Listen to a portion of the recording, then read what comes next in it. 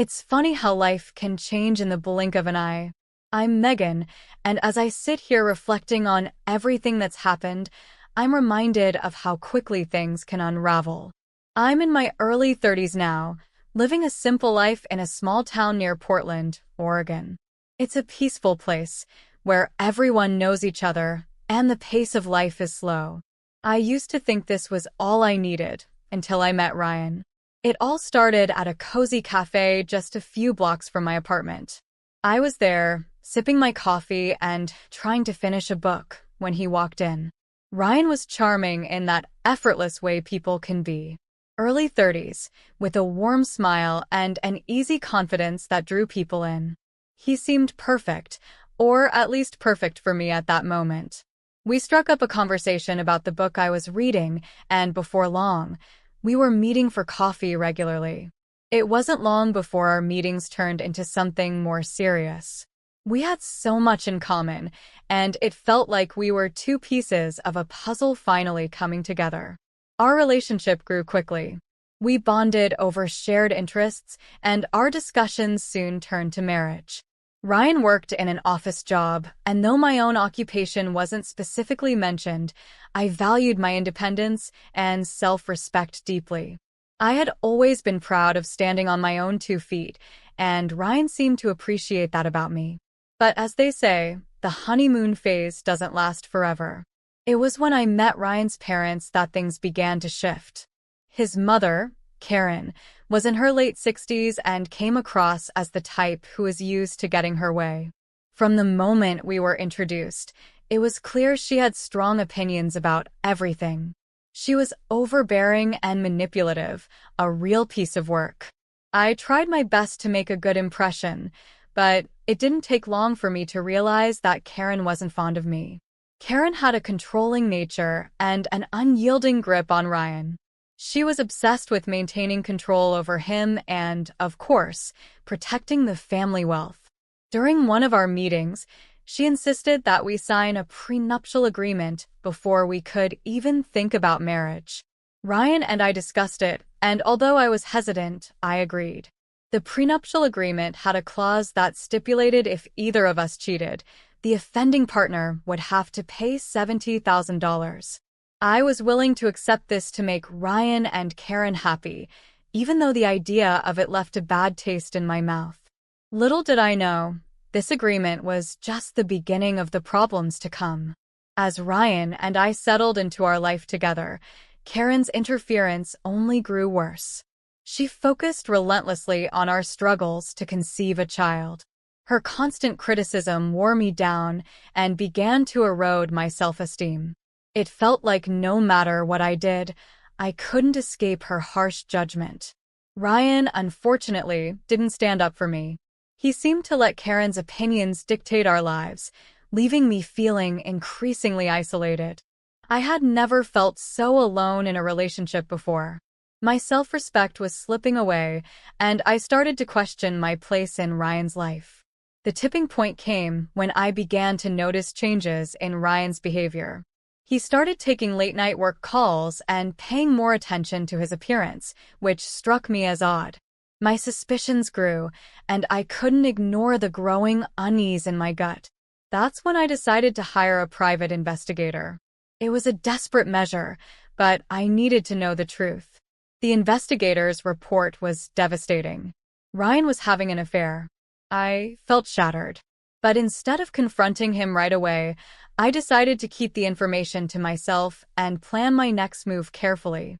I was determined not to let Ryan or Karen see me as a pushover. It wasn't just Ryan's betrayal that hurt. It was the realization that Karen was part of this betrayal too. I overheard a conversation between them one evening, and it was like a punch to the gut. They were discussing how they could use me to fund an expensive birthday gift for Karen and then discard me. I was nothing more than a pawn in their scheme. That's when I knew I had to take control of the situation. So, I started making my plans. I knew that if I wanted to get out of this mess and come out on top, I needed to be strategic. The more I thought about it, the more I realized that I wasn't going to let Ryan and Karen get away with treating me like this. Little did they know, their actions had set the stage for a dramatic turn of events. The road ahead was going to be challenging, but I was ready to reclaim my life and show them that I was stronger than they ever thought. It's strange how a single conversation can change everything. That evening when I overheard Ryan and Karen plotting their plan to use me for Karen's birthday gift, I felt a surge of clarity. I wasn't just a victim in this situation. I was someone who could take control and turn things around. I just had to be smart about it. Ryan and I continued our daily routines, but the tension was palpable. I kept the investigators' findings close to my chest, using every ounce of willpower to avoid confronting him. My resolve was to make sure my exit would be as powerful as it was calculated. I needed to hit them where it would hurt the most, and that meant waiting for the right moment. Karen's 72nd birthday was approaching, and I knew this would be my chance. It would be the perfect opportunity to set my plan in motion. I decided to host a grand dinner at one of Portland's most luxurious restaurants. It would be a night of elegance and extravagance, a night that would end with a bang, literally and metaphorically. As the day of the birthday dinner drew nearer, I was meticulous in my preparations. Every detail was accounted for: the menu, the seating arrangement, the timing. I wanted everything to be perfect. Ryan and Karen, unaware of my plan, were focused on their own excitement. Karen was particularly looking forward to the event, basking in the attention and luxury of the evening. The night of the dinner arrived, and everything went according to plan. The restaurant was filled with the rich and the powerful, and Karen was in her element, enjoying the spotlight. Ryan seemed particularly proud, showing off how well he'd arranged the evening. I played my role perfectly, looking every bit the supportive wife, though inside, I was a storm of anticipation. As the evening drew to a close, Ryan took the floor to make an announcement. The guests fell silent, their curiosity piqued. With Karen at his side, Ryan looked at me and said, "Megan and I have decided to part ways. We're getting a divorce." His voice was steady, but I could see the anxiety behind his eyes. Karen's face was a mask of faux sympathy, though I could sense the glee behind her composed expression. The room erupted in murmurs, but I remained calm. I had prepared for this moment. As we left the restaurant, I made sure Ryan and Karen would be left with the bill. Earlier in the evening, I had blocked access to our shared bank account, making sure they were stuck with the $25,000 restaurant bill. It was a small but satisfying act of revenge. Once we were outside, I put my plan into action. I had a folder with me, containing divorce papers and a copy of the prenuptial agreement. Ryan's confusion was evident when I handed them over. The prenuptial agreement clearly stated that if either party was unfaithful, they would owe the other $70,000. Ryan's face went pale as he read the document. "What is this, Megan?" he asked, his voice trembling. "Consider it a parting gift," I replied coolly. "I've had enough of your lies and manipulation." Karen tried to intervene, but I could see the panic in her eyes. "Megan, you don't need to do this," she said, her voice desperate. "Let's talk about this." I ignored her. "I've made my decision," I said firmly. "I'm leaving, and you'll have to deal with the consequences." The look of disbelief on Ryan's face was something I would never forget. I knew it was going to be a rough few days for them, but I was determined to stand my ground. They had used me, belittled me, and tried to discard me as if I were nothing. This was my chance to show them that I was not someone to be underestimated. As I walked away from the restaurant, I felt a strange mix of relief and empowerment. The next morning, I knew I had to confront Ryan and Karen with the reality of their situation. They would have to come to terms with the fallout of their actions and the financial burden I had imposed upon them. I was ready for whatever came next, knowing that my actions had set the stage for a new chapter in my life. The journey wasn't over, but I had taken the first crucial step in reclaiming my power and my dignity. The road ahead would be challenging, but I was determined to face it with the strength and resolve I had rediscovered within myself.